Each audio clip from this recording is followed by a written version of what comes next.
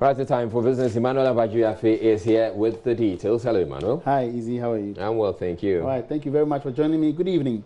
The 2018 State of Ghana's Economy Report has been launched with a call on government to relook its tax exemption regime. Director of the Institute of Statistical, Social and Economic Research, ISA, Professor Peter Quartey, laments the huge tax exemptions doled out to multinationals and large corporations will have a drain on Ghana's macroeconomic outlook if not checked. There's more in this report. Institute of Statistical and Social Economic Research, ISA, in the State of Ghana's Economy Report, cited import tax exemptions as a major threat to domestic revenue mobilization. In 2018 alone, import exemptions increased to 33.6% of total revenue, making up to 4.2 billion cedis. Presenting excerpts of the State of the Ghanaian Economy Report for 2018, Director of ISA, Professor Peter Quartey, warned that a trend of tax exemptions could paint a dark picture for Ghana's revenue mobilization in the coming years. Our usual suspects, the tax exemptions, which I think we need to look at closely.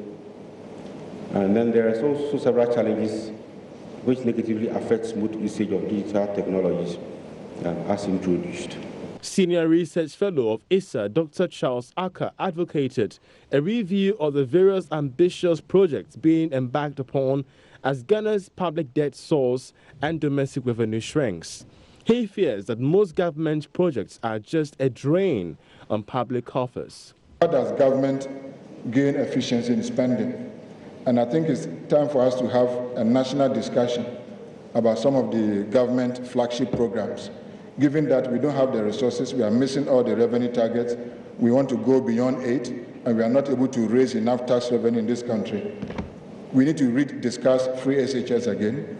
We need to discuss the issue of NAPCO, whether that is a sustainable way of creating jobs and all the people we put there and we are paying them.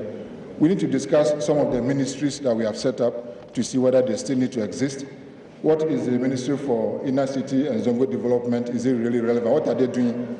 We need to have a discussion about the Ministry of Evaluation. Ministry of Evaluation, what are they evaluating? We need to have a discussion about the Ministry for Regional Reorganization and all the amount of money we are spending there. We need to discuss about the Ministry of Development. What are they developing? Can Ministry of Trade do the work that they are doing? We need to have a discussion about the Ministry of Transport, Railways and Aviation. Do we need to have 3 different ministries, or can one ministry do aviation, transport and railways? And we need to talk about the Ministry of Special Development Initiatives and all the 3 development authorities that have been put there. So no, we need to have a discussion about controlling expenditure and gaining efficiency in our expenditure. Meanwhile, the 2018 ISA State of the Nations report has also commended government's digitization agenda, saying it has improved port efficiency as well as deepened financial inclusion.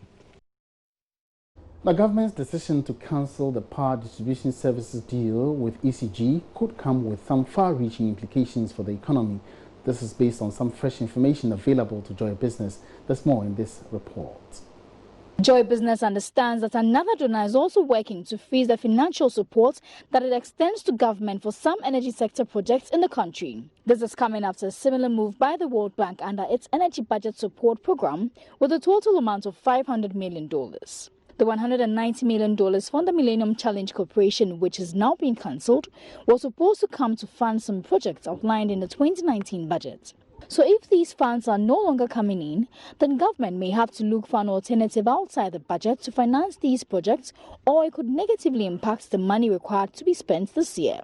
There are concerns that if government misses the end-of-year deficit of not more than 5% of GDP, that could also come with its own challenges from investors in our bonds, as well as our development partners like the IMF.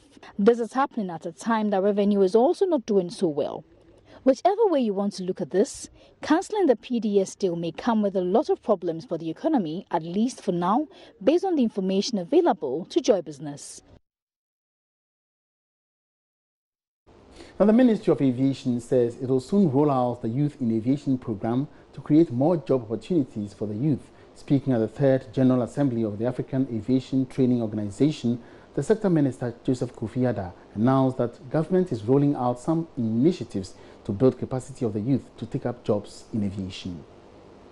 According to the International Air Transport Association, IATA, staff numbers in the aviation industry are set to soar in both the short and the long term, driven by a strong increase in air passenger numbers.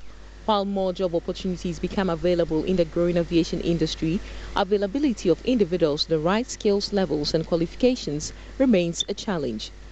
Speaking at the 3rd General Assembly of African Aviation Training Organizations, the Minister for Aviation, Joseph Kofi, said Ghana is taking steps to address this challenge with the setup of the Youth in Aviation program, among others.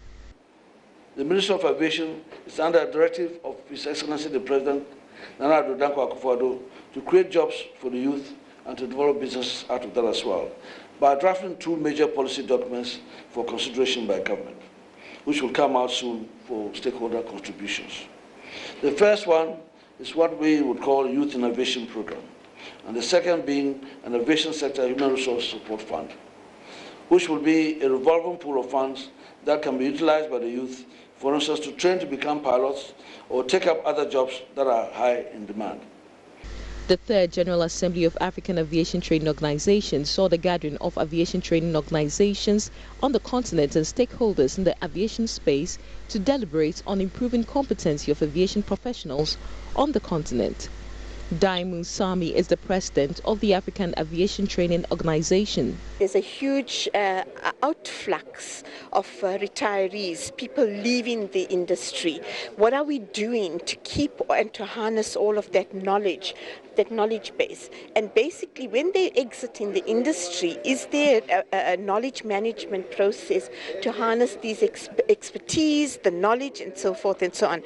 So with this roadmap, it's going to enable ATOs to come together, to collaborate together, to basically share resources, to ensure that the future generation of future aviators is going to be well positioned in terms of the new job roles that's emerging. Director for the Ghana Civil Aviation Training Academy also noted efforts were being made to link the industry to academia to help address the skills challenge. We feel that there's also the need to bridge the gap between the academia and the industry. Because as you speak now, the academia, the industry, the stakeholders and aviation, we are all doing different things. So there's a need to bridge that gap. So at least the industry will give us what they need. So the pro-training organization will develop training to meet those needs. And also the youth also will be aware of what careers are here. So at least when they are choosing careers, they know that there are more than 500 careers in the aviation industry. The 3rd General Assembly of the African Aviation Training Organizations is under the theme Human Capital Development and Technology, Strategic Tools Towards the Single African Air Transport Market. For Joy Business, Sheila Tamaklo reporting. And that's all in the first segment of Business. I'm coming back after 8 with more business news.